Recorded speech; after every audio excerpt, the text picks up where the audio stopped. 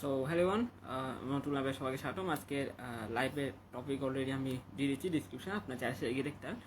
So শুরুটা করবো বাংলাদেশ বনাম নিউজিল্যান্ডের ম্যাচ, যে T21 আজ করেছে সেটার ভিডিও। বাংলাদেশের কে অনেক অনেক অভিনন্দন সিরিজ জয়ের জন্য, এবং আজকে জয়টা আসলে খুবই দরকার ছিল, বিকজ প্রথম ম্যাচে আমরা যেভাবে হারলাম, এরপরে লাস্ট ম্যাচে এবার বাউন্স ব্যাক করলাম আমরা, এবং আজকে জয়টা অনেক বেশি আসলে দরকার ছিল বাংলাদেশের জন্য। এবং আজকের ম্যাচে কয়েকটা কি পয়েন্ট নিয়ে কথা বলি। দেখেন, প্রথমে বাংলাদেশের যে ব্যাটিংটা আমি দেখলাম, এই পিচে আপনার ইজিলি 300+ রান হতো, এবং বাংলাদেশ শেষ 10 ওভারে গিয়ে 2 রান করতেন, 61 রান করেছে 4 উইকেটে, এবং শেষ 5 ওভারে তারা করছে 31 রান। এবং একটা সময় যেখানে মনে হচ্ছিল স্কোরটা হবে 280 290, সেখানে গিয়ে শেষ পর্যন্ত পাঁচ করতে পারছে মাত্র 265। এখন এই ধরনের ব্যাটিং নিয়ে আসলে আমরা বড় টুর্নামেন্টগুলোতে কতটুকু সার্ভাইভ করতে পারবো, কতটুকু ভালো পারফরমেন্স করতে পারবো, এটা কিন্তু একটা বড় প্রশ্ন থেকে যাচ্ছে। আজকের ম্যাচে লিটন দাস অসাধারণ ব্যাটিং করেছেন, 76 রান করেছেন, আনফর্চুনেটলি সেঞ্চুরি করতে শান্ত চাকরি প্রচুর ট্রল হয়েছিল, লাস্ট ম্যাচে 50 করেছেন, আজকের ম্যাচে সেঞ্চুরি করেছেন প্রায় 2 বছর পর, মানে সেঞ্চুরি করেছেন। নিউজিং এসে লাস্ট 5 ইনিংসে বেশ ভালোই পারফর্ম করেছেন, 1 ইনিংসে শান্ত। শেষের দিকে হৃদয় মাইডিয়াসের ম্যাচ কিছু ক্যামেরি খেলেছেন, বাট দ্যাট ওয়াজ এনাফ। এবং আমি অনেস্টলি বলতে গেলে এবার শখ যে বাংলাদেশ হলে 15-20 রান শর্ট ছিল, এটা শিওর। হ্যাঁ, বোলিং হয়তো ঠিকঠাক হয়েছে, but honestly we are 15-20 run short, এবং শেষ 2 ওভারে তহিদুর স্ট্রাইক রাখেন না। আমি জানি কেন তিনি বারবার স্ট্রাইক রোটেট করে 9 নম্বর 10 নম্বর ব্যাটসম্যানকে স্ট্রাইক দিচ্ছিলেন। He should have taken responsibility on himself, right? নিউজিল্যান্ডের ব্যাটিং নিয়ে যদি নিউজিল্যান্ডের ব্যাটিংটা স্টার্টেড বিট পড়লি, হ্যানিগলস দ্বিতীয় ওভার আউট হয়ে যান, এরপরে আসলে মানে তারা ব্যাকফুটে চলে যায়। একটা মাঝখানে কিছু পার্টনারশিপ হয়েছিল, বাট কনসিস্টেন্ট বেসিসে তার পার্টনারশিপ বিল্ড করতে হয়নি। তবে শেষের দিকে ডিন ফক্সকপ চেষ্টা করেছিলেন আসলে, বাট পারেনি, বাট হি প্লেড ওয়েল, এবং তার ওই ইনিংসটার কারণে আসে নিজে কিন্তু ওই একদম খুব ক্লোজ, অলমোস্ট একটা সময় হচ্ছিল ওটা ডিন ফক্সকপ একাই ম্যাচটা নিয়ে যাবে, বিকজ সে যদি কারো সাপোর্ট পেত অন্য দিক থেকে, তাহলে হয়তো উনি আজকে ম্যাচটা নিয়ে যেতে পারতো। বাংলাদেশের বল অসাধারণ বোলিং করছে, মোস্তাফিজুর রহমান কাম ব্যাক ম্যাচে 5 উইকেট নিয়েছেন, 91 ইউজুয়াল ভালো বোলিং করেছেন, শরীফুল অসাধারণ বোলিং করেছেন, মেহেদি হাসান মিরাজ উইকেট পেয়েছেন।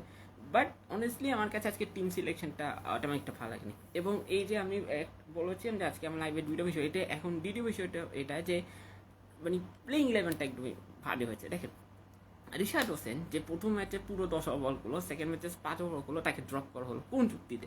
এবং তাদের এখানে রয়েছে একজন বাহার ডিসপ্লেকে, এবং বাংলাদেশকে ট্যাকটিক্স দেখেন, তার কাছে 7 জন ব্যাটসম্যান 4 জন বলার নিয়ে। সো লাস্ট 2 ম্যাচে তার কাছে 8 জন ব্যাটসম্যান 3 জন বলার। ঠিক আছে, আপনি তাসকিন আহমেদের ওয়ার্কলোড ম্যাচ পর্যন্ত তাকে রেস্ট দিচ্ছেন, তার কোনো সমস্যা নেই।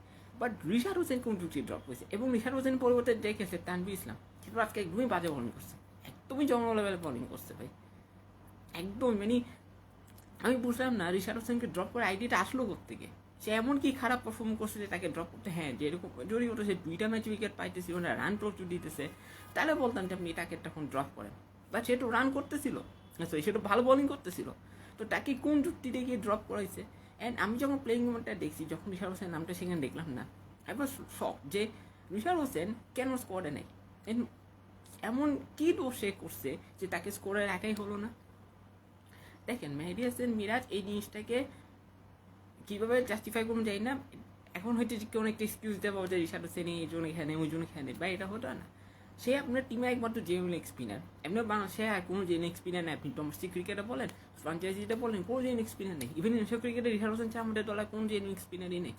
সে আপনার উইকেট টেকিং বলার, হ্যাঁ রান সে দেয় ঠিকই, বাট উইকেট তো নিয়ে দিচ্ছে আপনাকে। তাহলে কোন যুক্তিতে আপনি আপনার টিমের বেস্ট বোলারকে আরও সিরিজ এর মতো একটা ম্যাচের ড্রপ করছেন? যদি আজকে বাংলাদেশ হারতো, ধরে না যে আজকে বাংলাদেশ হারতো, তাহলে এটা টক আপটা টান হয়ে যেত যে রিশাদ হোসেনকে কেন ড্রপ করেছে। অবশ্যই লিটারালি শক যে এটা কী ধরনের টিম সিলেকশন ছিল। মোস্তাফিজকে বানাইছে, বল বেল 5 উইকেট নিয়েছেন, এটা নিয়ে কোনো সন্দেহ নাই, বাট আপনি তো চাইবেন আপনার টিমের বেস্ট বলার খেলুক। এবং এই যে টিম সিলেকশনটা, এটা কোনো দিক থেকে জাস্টিফাই ছিল না, it wasn't justified. I mean, I was just shocked যে how can you drop a wicket taking bowler, genuine bowler for someone যে আসলে ওয়ানডেতে, হ্যাঁ তানভীর ইসলামও ওয়ানডেতে ভালো করছে, খারাপ করছে এমন না, বাট টু বি অনেস্ট এই ধরনের উইকেটে আপনি দেখছেন তো তানভীর ইসলাম কী ধরনের মাইকটা খাইছে আজকে। সো তাদের রিশাদ হোসেন হলে সিনারিটা হয়তো অন্য কোনো হতো, এবং রিশাদ হোসেন যদি খেলতেন হয়তো আমরা 15-20 রান এক্সট্রা করতে পারতাম, রাইট? এবং আমি জানি না আসলে কোন যুক্তিতে তাকে ড্রপ করেছে, কেন সে ছিল না, কেন তার মিসলাম দল আসছে, বা কিসের ভিত্তিতে তার মিসলাম আসলে দল আসছে, কোন পারফরমেন্স ভিত্তিতে আমি সত্যি জানি না। বাট বাংলাদেশ যে হানে সেটা তাদের জন্য অনেকটা বড় ব্যাপার, বিকজ আজকে যদি মানে থাকতো তাহলে রিশাদ হোসেন কেন দল আনেনি এটা অনেক আছে, এখনও দেখে না আলোচনা হচ্ছে রিশাদ হোসেন কেন দল আছে না আজকে। বাট আমার কাছে অনেস্টলি মনে হয়েছে রিশাদ হোসেন আজকে অনেস্টলি তার খেলা উচিত ছিল, বিকজ এটা খুবই ক্রুশিয়াল একটা ম্যাচ ছিল। আচ্ছা, আরেকটা যেটা বিষয় সেটা হচ্ছে সাইফ হাসানকে ওয়ান ডে প্লিজ ড্রপ করেন।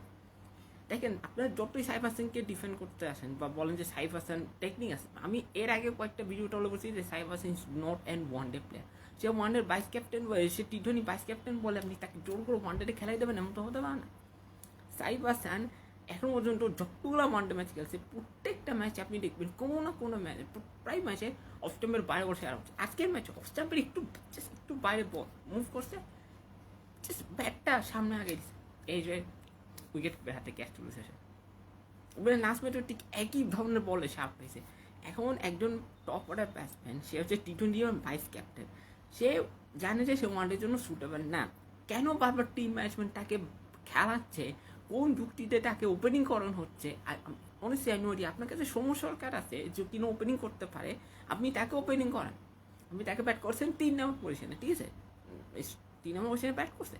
বাট সাইফ হাসানের যে ফর্ম, ওয়ানডে যে ফর্ম, তাতে কি টিম ম্যানেজমেন্ট এমনিও খেলবেন because he is a vice captain. But the thing is, আপনি সরি নেট একটু ডিস্টার্ব করতেছে, তাকে ওয়ান ডেতে না খেলে টি-20 খেলেন, সেটাই তার জন্য বেটার, তার ক্যারিয়ারের জন্য বেটার। বিকজ সে যদি এভাবে করে খেলতে থাকে তাহলে তার ক্যারিয়ারের হুমকির মুখে পড়বে। আমি অনেস্টলি টিম ম্যানেজমেন্টকে শুরু এটা রিকোয়েস্ট করবো, প্লিজ সাইফ হাসানকে ওয়ান ডে না খেলে তাকে টি-20 খেলেন, সে সেখানে ভালো করতেছে, তার ক্যারিয়ারটা ডরে করে খায়েন না, তার ক্যারিয়ারটা খাবেন, দেখবেন সে হয়তো ডাইরেক্টলি কিছু বলবে না, কিন্তু একটা সময় পর সে নিজে হয়তো রিয়েলাইজ করতে শুরু করবে যে আমি টিমের একটা বাড়ে হয়ে গেছি। সো সাইফ হাসানকে আপাতত ওয়ান ডে থেকে ড্রপ করে, ওয়ান ডে সেট আপ থেকে ড্রপ করে তাকে শুধু টি-20 ফোকাস করতে বলেন।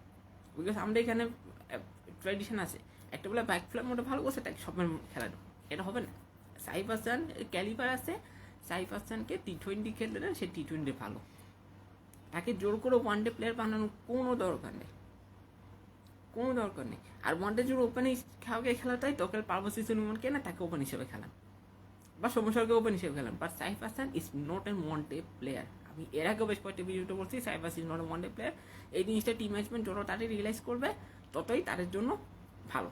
ওকে, সো এটি আমার আজকে লাইভ, এবং যারা আমার সাথে লাইভ যুক্ত সবাইকে ধন্যবাদ। এবং আজকের ম্যাচে বাংলাদেশের পারফরমেন্স কেমন লেগেছে অবশ্যই কমেন্ট করে জানান, এবং কমেন্ট করে জানাবেন, এবং ভিডিও ভালো অবশ্যই বেশি করে শেয়ার করবেন। সো আপনার সাথে আবার দেখা যাচ্ছে টি-20 সিরিজ, যেটা শুরু হচ্ছে 27 তারিখ থেকে। তো তার আগে টি-20 যে স্কোয়াড দিয়েছে সেটা নিয়ে প্রিভিউ করবো, এবং প্রথম টি-20 ম্যাচ 27 তারিখ, তো তার আগে 26 তারিখে আমি প্রথম টি-20 ম্যাচে প্রিভিউ করবো। সো এবং দেখা হচ্ছে আপনার সাথে আবার আগামীকাল। সব ভালো